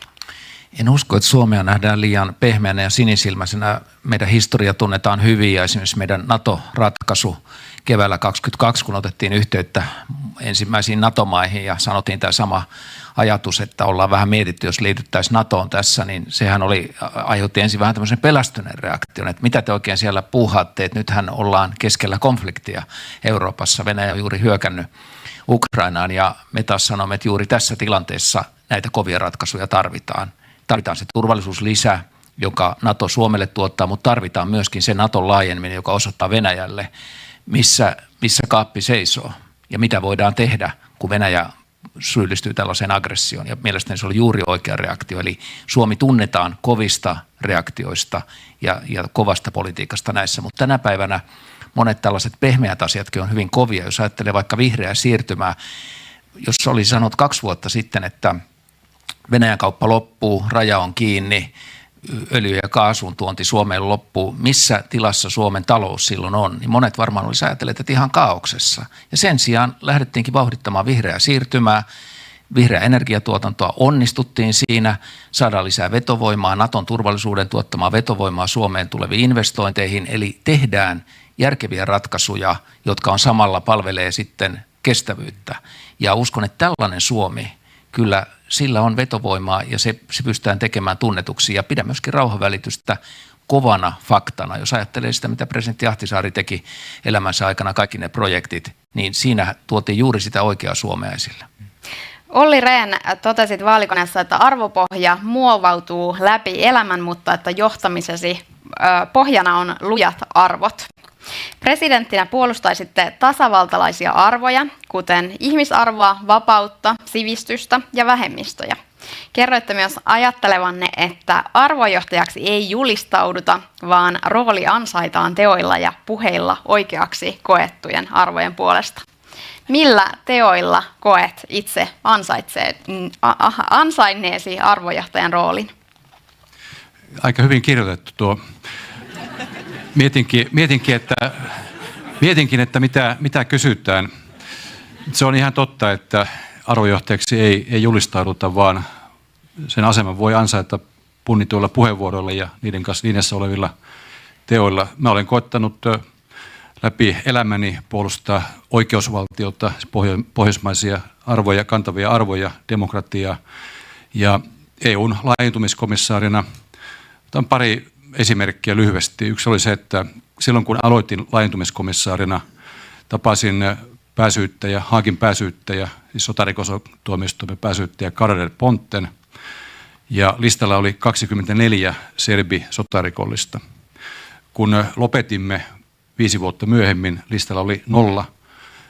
Ratko Mladic, Radovan Karadzic ja muut olivat Haagissa sen ansiosta, että Euroopan unioni käytti pehmeää voimaa ja ehdollisuutta siihen, että Serbian Eurooppa-tie voi edetä vain, jos ne täyttävät nämä ehdot. Toinen esimerkki, käytin myöskin Euroopan unionin pehmeää voimaa hyväksi silloin, kun puolustin Nobel-kirjailija Orhan Pamukia, hänen sananvapauttaan Turkissa, silloin kun häntä syytettiin siitä, että hän oli väärin perustein nostanut kurdiväestön aseman tai Armenian kansanmurhan esiin. Ja tuo johti siihen, että Pamukia kohtaan nämä syytteet kumottiin ja hän on vapaa mies kirjoittamaan edelleenkin. Tällä tavalla mielestäni kannattaa toimia silloin, kun esimerkiksi EU-tehtävissä on, eli toivottavasti jatkossakin EUn pehmeä voima on vielä voimissaan, jotta voidaan edistää näitä eurooppalaisia arvoja ja tuoda näitä maita lähemmäksi Eurooppaa myös yhteistyökumppaneina. Hienoa. Jussi Halla-aho, The Ulkopoliitistin vaalikoneessa oli myös väite, jonka mukaan presidentin tulee tietoisesti rakentaa kansallista narratiivia sosiaalisen koheesion ylläpitämiseksi. Olit tästä täysin samaa mieltä ja kommentoit, että kokemus yhteisestä veneestä ja yhteenkuuluvuudesta tekee kansakunnasta vahvan sekä sisäisiä että ulkoisia uhkia vastaan. Millä tavoin sinä rakennat tätä yhteistä venettä? Eikö perussuomalaisten politiikka ole perinteisesti ollut ennemminkin aika jakavaa ja polarisoivaa? No se illuusio perussuomalaisen politiikan jakavuudesta ja polarisoivuudesta tulee ehkä siitä, että meillä on yhteiskunnassa tahoja ja ihmisiä, joiden on vaikea hyväksyä sitä, että joku on heidän kanssaan eri mieltä heille tärkeistä asioista. Ja itse korostaisin presidenttinä nimenomaan sitä, että erilaiset näkemykset tavoitteista tai edes erilaiset näkemykset keinoista, joilla niihin tavoitteisiin päästään, eivät ole vaarallisia. Eivät ne ole polarisaatiota. Vaarallinen polarisaatio syntyy siitä, että ei enää tunnusteta sitä ongelmanratkaisumetodia, joka meillä on, nimittäin vaaleja ja erilaisia edustuksellisia elimiä. Ei enää haluta myöntää sitä, että ollaan häviävällä puolella jossakin poliittisessa kysymyksessä, ja ei enää tyydytä olemaan eri mieltä, vaan kyseenalaistetaan toisen osapuolen oikeus niihin mielipiteisiinsä.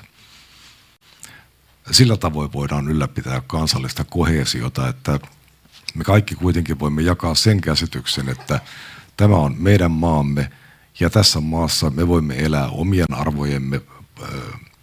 omia arvojamme heijastelevan lainsäädännön puitteissa ja me voimme riidellä täällä turvallisesti omia riitojamme keskenämme. Mika Aaltola, ootat jo innolla omaa kysymystäsi.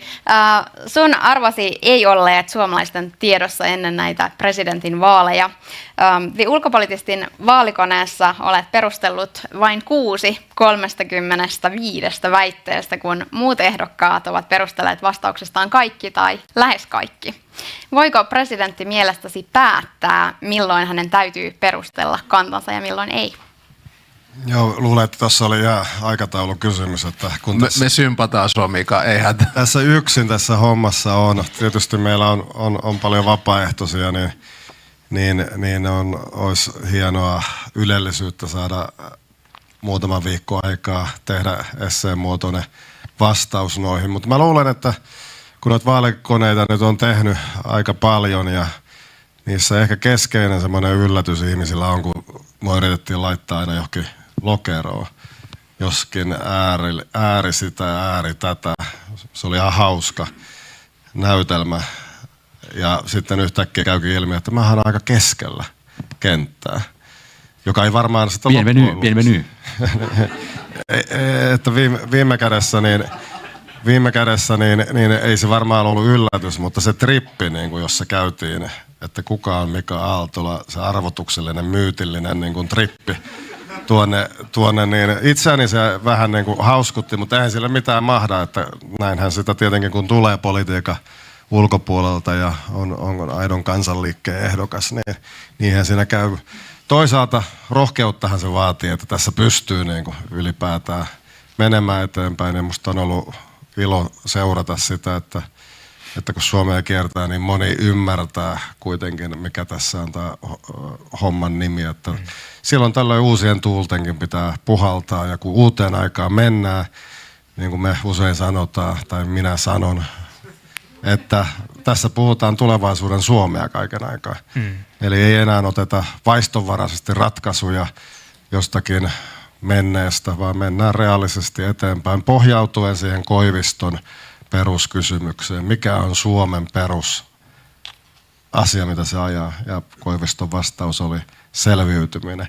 Tässä ajassamme tilanne ei ole niin huono, etteikö meillä voisi olla vähän myös laajempia tavoitteita sen lisäksi, että selviydytään. Mutta loppujen lopuksi niin siitä tässä on kysymys ja aika realistisesti asioita lähden ja myös pragmaattisesti, mutta myös ajankäyttöä täytyy pyrkiä hallitsemaan. Ja kiitän ulkopoliittistia siitä, että olivat saaneet todella hyviä kysymyksiä, jotka menee siihen ulkopolitiikan ytimeen.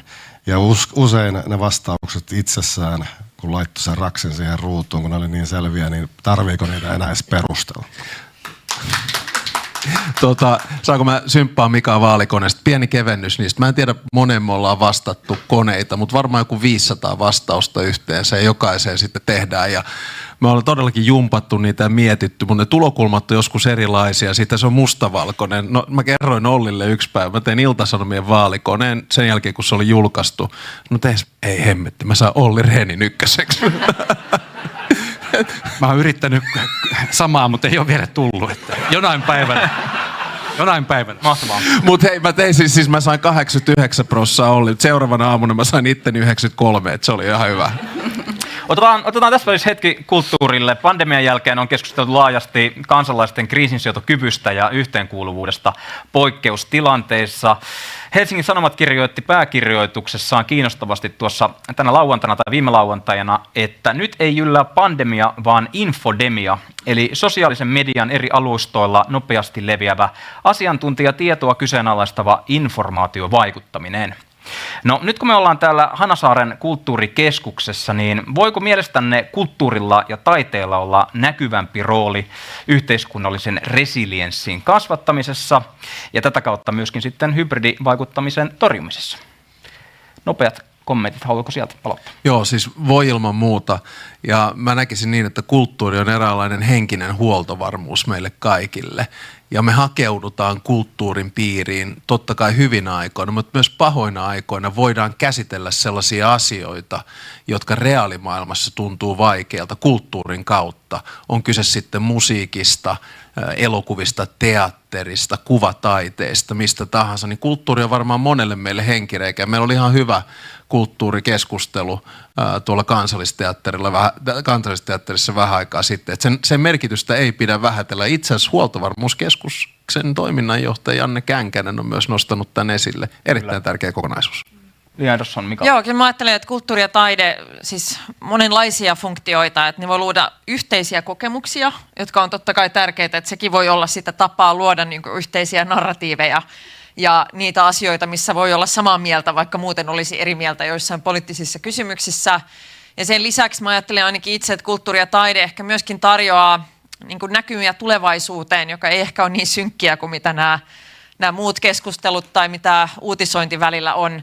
Et mulla on tullut yllättävän paljon ihmiset muun vaalikiertueella puhumassa siitä, että tuntuu tosi ahdistavalta tämä nykyinen keskustelukulttuuri, jossa tuntuu, että vaan odotetaan sitä, että se pahin tapahtuu.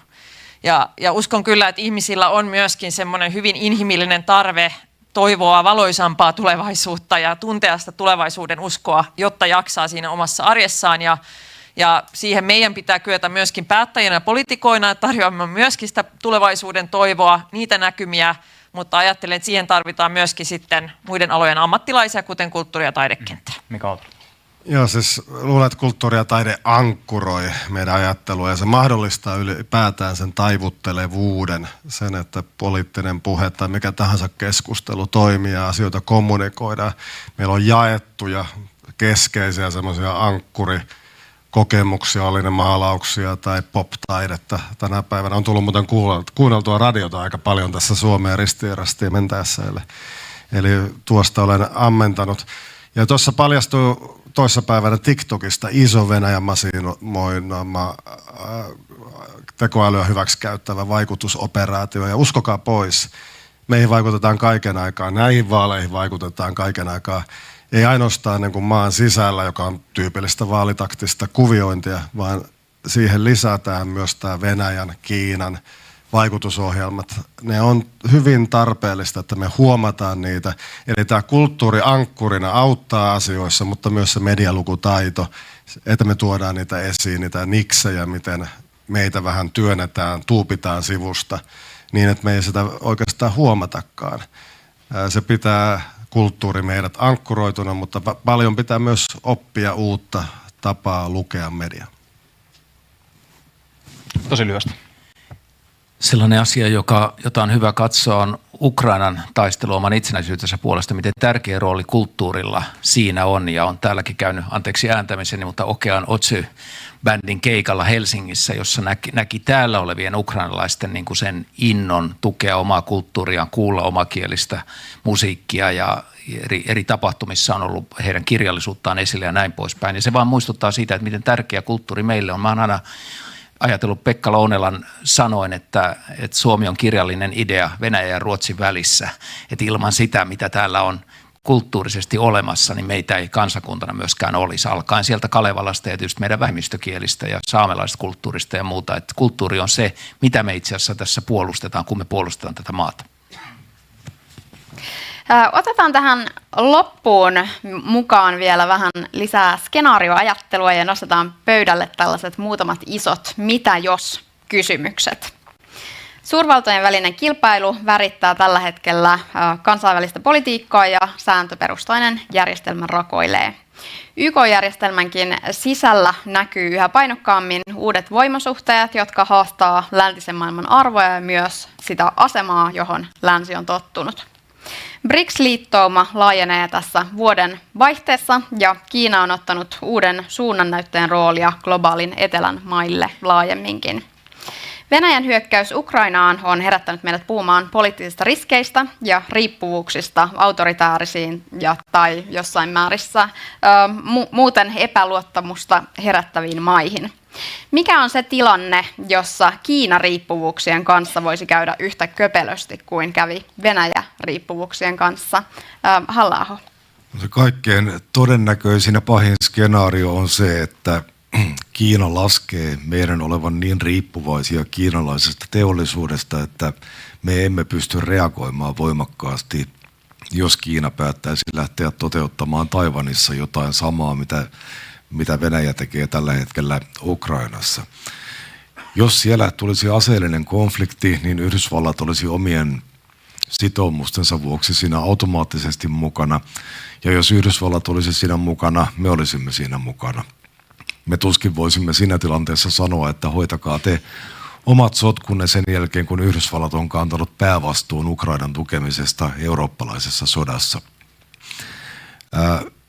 Jos me ajautuisimme kauppasotaan tai kaupallisten suhteiden katkeamiseen tällaisessa tilanteessa Kiinasta, niin se olisi meille tietenkin katastrofi, koska kaikki kuluttajatuotteista teollisuuden raaka-aineisiin valmistetaan Kiinassa tai tuodaan sieltä.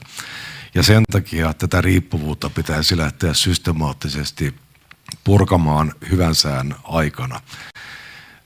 Riippuvuuden vähentäminen paitsi tekisi meistä vahvemman tällaisessa katastrofiskenaariossa, niin se myös vähentäisi sen katastrofiskenaarion todennäköisyyttä, koska silloin Kiina ei voisi laskea sen varaan, että me olemme täällä liian riippuvaisia reagoidaksemme.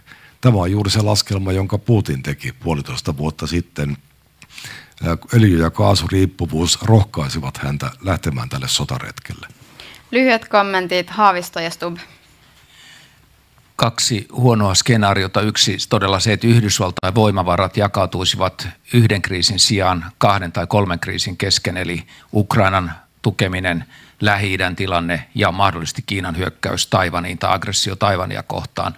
Ja toinen huono skenaario on se, että Eurooppa menettäisi otteensa Afrikasta, Afrikan maista, Afrikan maiden tukemisesta ja jättäisi pelin Kiinalle, ja Kiina liittoutuisi sitten tätä kautta suuren joukon maita kanssa, löytäisi niistä poliittisia liittolaisia. Mutta tämä on kiinni paitsi Kiinasta, Euroopan omasta aktiivisuudesta.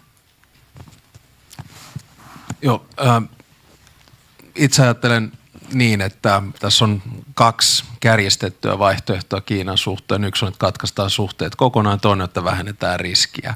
Kuulun ilman muuta tähän kategoriaan, joka vähentää riskiä. Silloin pitää miettiä, että missä ne tehdään. Jos Olli saisi puheenvuoron, mitä mä suosittelen, niin hänellä on 3 hyvää pointtia siitä, missä niitä riskejä voi vähentää. Mutta itse kirjoitin kolumnin vuonna 2016 Financial Timesiin, jonka vähän provokatiivinen otsake oli, että Kiinalle Eurooppa on uusi Afrikka. Ja silloin varoitin siitä, että Kiina oli rakentamassa samantyyppisiä riippuvaisuussuhteita, kun Afrikkaan oli raaka-aineissa, niin meidän suuntaan teknologiaan. 2 viikkoa sen jälkeen paljastui Ekstron tapaus, jossa amerikkalaiset varoitti saksalaisia siitä, että olette myymässä kiinalaisille yrityksen, jolla on sotilastiedustelua. Eli pitää lähteä systemaattisesti vähentämään sitä riskiä, mutta minun mielestä tätä tilannetta ei voi verrata Venäjän ja Euroopan väliseen riippuvaisuussuhteeseen. Se on luonteeltaan aivan erilainen. No, annetaanko Ollille lyhyt puheenvuoro? Arvosta. Kiitos tästä. Musta, jos katsotaan Kiinan ja Yhdysvaltain suhdetta, joka on avainkysymys kansainvälisissä suhteissa, niin nyt lyhyellä sihdillä olemme nähneet liennytystä viimeisen vajaan puolen vuoden aikana. Muun muassa tämä Friskon huippukokous presidentti Bidenin ja Xin välillä. Minusta se juontaa siitä, että Kiinan kommunistipuolue laskee, että sen täytyy nyt parantaa talouden edellytyksiä Kiinassa ja sen takia lyhyellä tähtäyksellä ainakin väliaikaisesti parantaa suhteita Yhdysvaltaan ja Kiinaan. Toisaalta pitkällä sihdillä Kiinan tavoitteet ovat kuitenkin varsinkin vuodesta 2012 lähtien, Xin valtaantulosta lähtien, koventuneet. Kiina ajaa aika kovaa voimapolitiikkaa ja haastaa Yhdysvaltain asemaa Aasiassa ja muualla. Ja kannattaa muistaa, että presidentti Xi on todennut kansanvapautusarmeijalle, että sen pitää olla valmis vuonna 2027 Taiwanin suhteen.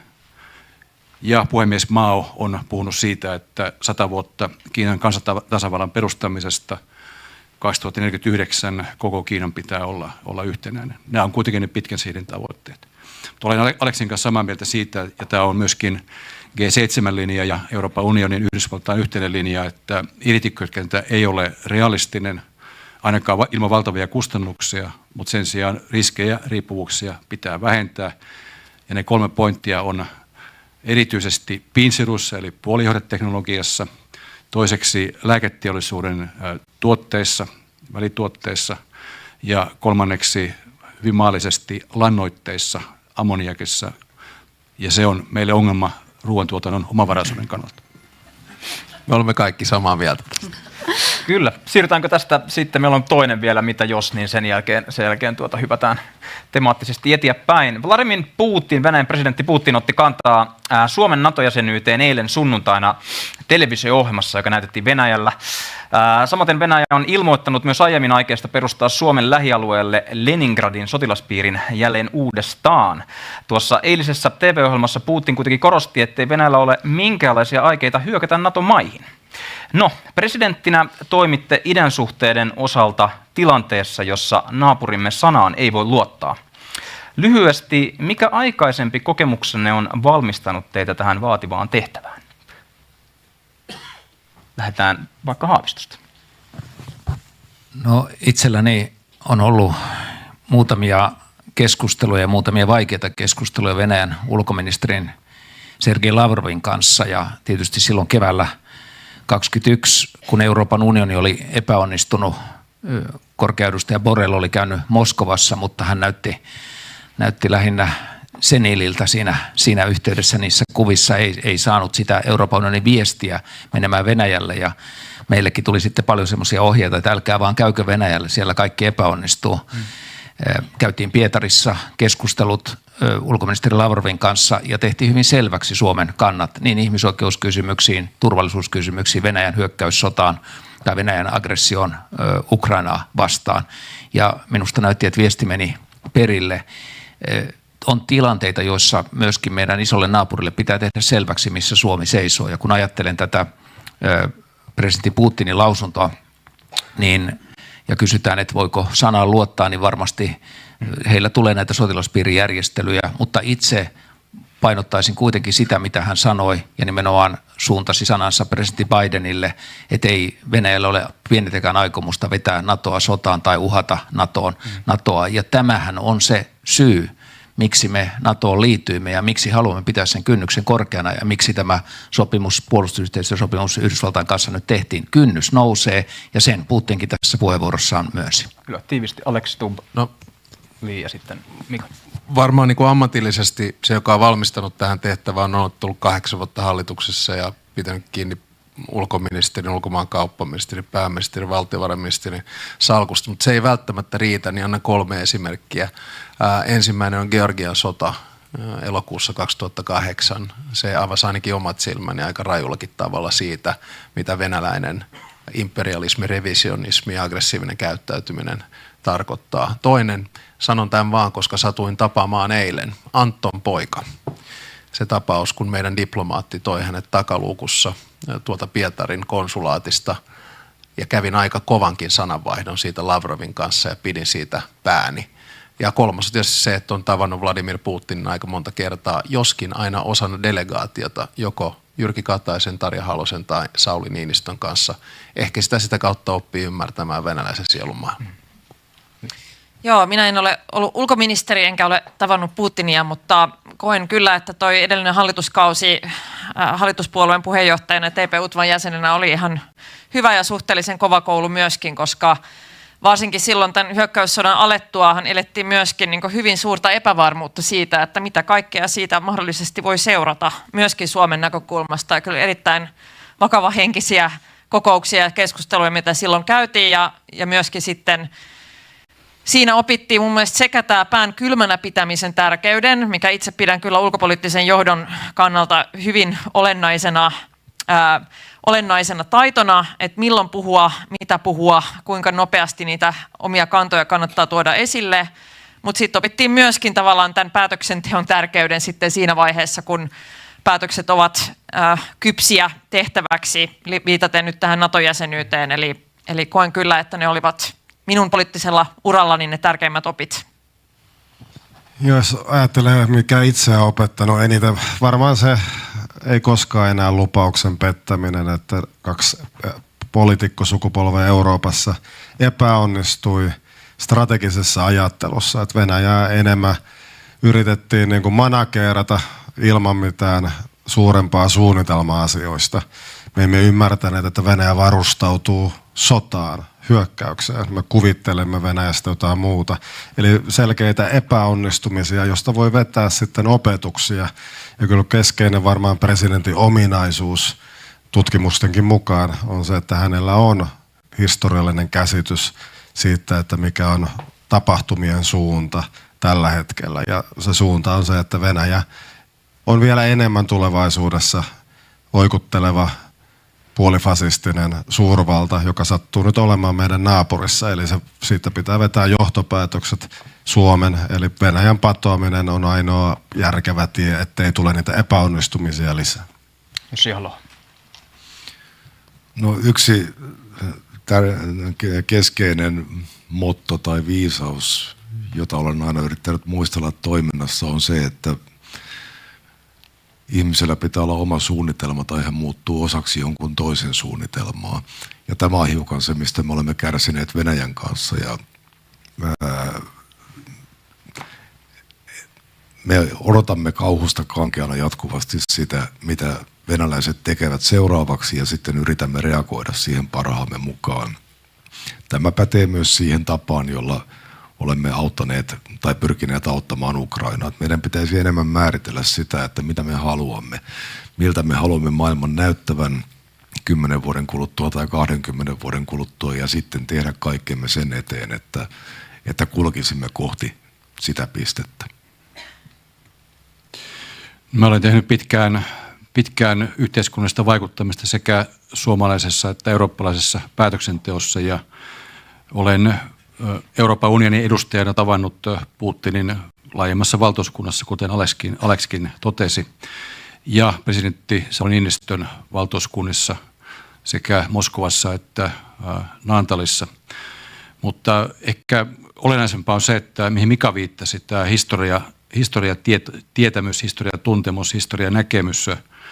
Mä sain kipinän alkaa harrastaa Venäjän historiaa, jotta ymmärtäisin sitä joskus kouluaikana, kun kävin kansakoulua Päämajassa, eli Mikkelin keskuskansakoulussa, kenraali Aksel Airon työhuoneessa, siis Päämajan operatiivisosaston päällikön työhuoneessa. Meidän 1. ja 2. luokkamme, 1-, 2-luokkamme siellä.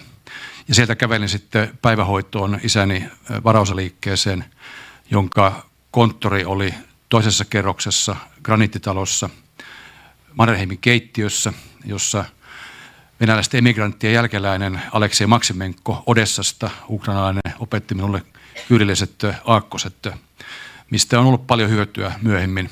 En väitä, että puhuisin venäjää, mutta kannustan kyllä historian opiskeluun, Piivor, Grossman, niin edelleen.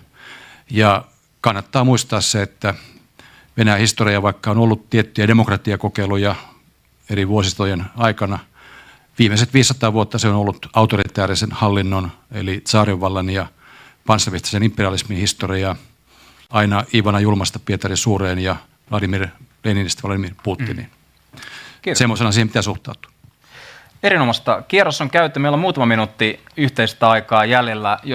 Jos ohjaamosta saisi kiitos vielä tuonne Mentin tulokset, niin voitaisiin katsoa niitä tässä, mitä meidän osallistujakaarti yleisöstä ovat tähän ensimmäiseen sanapilveensä laittaneet. Ja haluaisitko Anna-Stiina sieltä nostaa keskeisimmät? Kyllä. Täällä on demokratia, tasa-arvo, luottamus, turvallisuus, oikeusvaltio, ihmisoikeudet, vapaus, yhteistyö.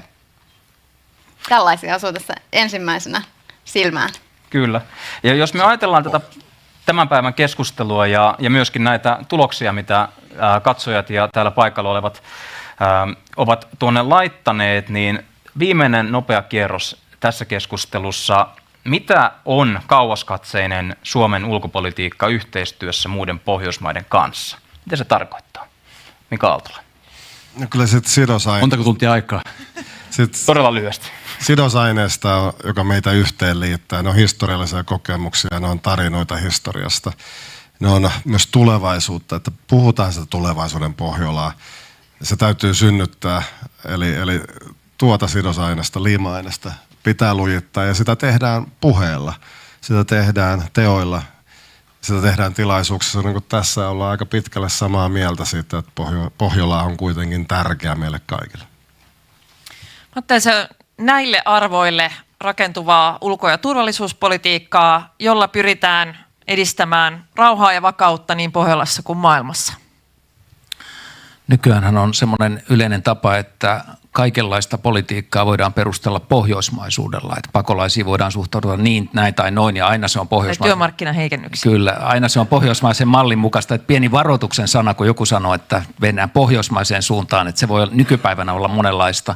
Mutta itse ajattelen niin, että kun Suomikin määritteli jo ennen NATO-jäsenyyttä sen, että Ruotsin kanssa voidaan mennä puolustusyhteistyössä, turvallisuusyhteistyössä niin syvälle kuin mahdollista tai niin syvälle kuin mihin Ruotsi on valmis. Itse asiassa nyt meillä on ensimmäistä kertaa rakenne, eli yhteinen NATO-jäsenyys, joka antaa siihen mahdollisuudet ja näen siinä loistavia mahdollisuuksia.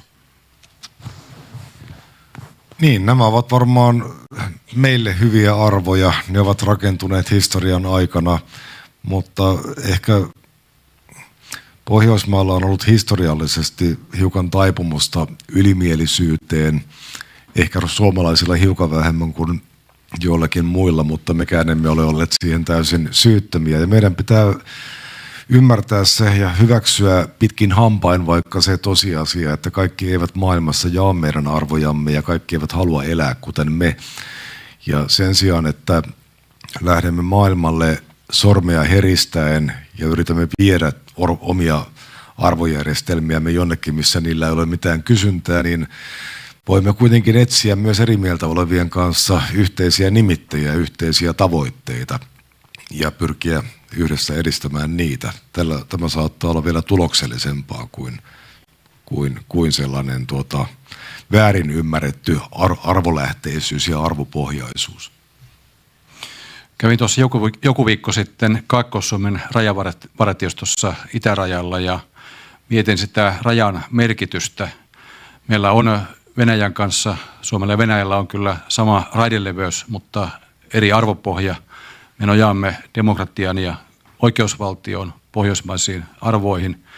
Ja seuraavan tasavallan presidentin keskeinen tehtävä on viedä menestyksellä maaliin Suomen ankkuroituminen läntisiin turvallisuusyhteisöihin, vapaiden kansakuntien joukkoon, ja siihen liittyy hyvin vahvasti voimakas, vahva pohjoismainen yhteistyö.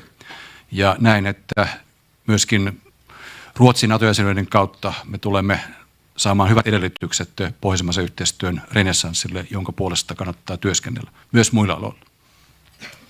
Niin, toihan on siis sitä arvopohjaista realismia. Noi keskeiset sanat siinä ja turvallisuus nojautuu NATOon. Ja jotta tämä ei vaan jäisi puheeksi, niin huomenna illalla lennän Ruotsiin ja vietän koko keskiviikon Tukholmassa puhuessani pohjoismaisten kavereiden kanssa arvopohjaista realismista. No niin, hienoa. Toivottavasti muutkin tekevät samoin. Tapaatko äänestäjiä siellä, suomalaisia? Käyty jo. Kyllä. Suurkiitos teille ehdokkaille, kiitos yleisölle paikan päällä ja striimin ääressä. Tämän paneelin järjestivät The Ulkopolitist, Hanasaaren ruotsalais-suomalainen kulttuurikeskus ja Bank of Ideas ajatushautuma.